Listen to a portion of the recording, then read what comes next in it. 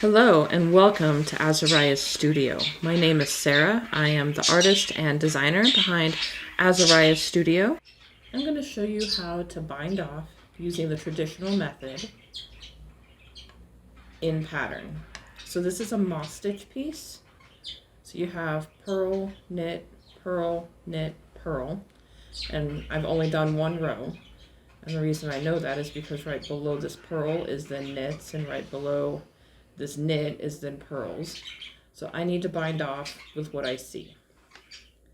So I'm going to purl the first stitch because it's a purl. I'm going to knit the second stitch. With the yarn in the back, I'm going to pass the first stitch over the second. This is a purl stitch, so I bring the yarn to the front, purl the stitch, take the yarn back to the back, first over the second. I'm going to continue this all the way across.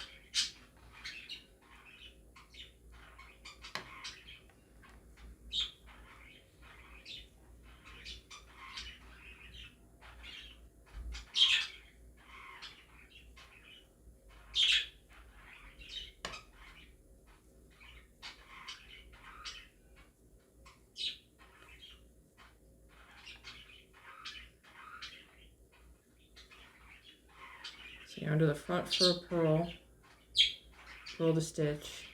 It doesn't change anything if I leave the yarn in the front. Taking this off, it's just a little bit easier to see that stitch if that yarn's back in the back. As I just keep going.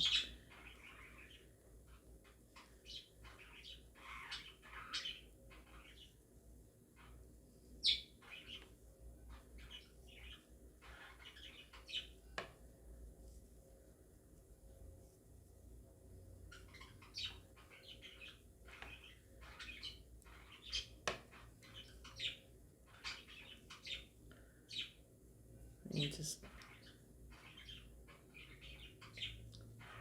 pull the yarn through a couple times to finish off there at the end.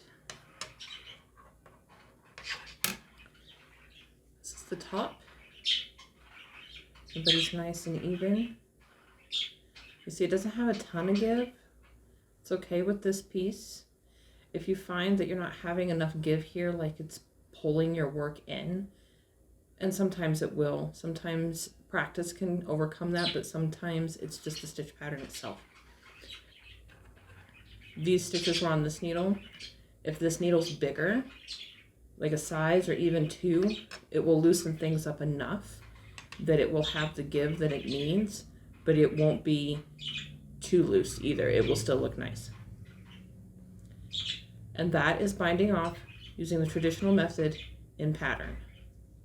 Thank you for watching. If you liked what you saw, be sure to like and subscribe. If you have more questions, you can always email me, sarah@azariahsfiberarts.com, or drop a comment below.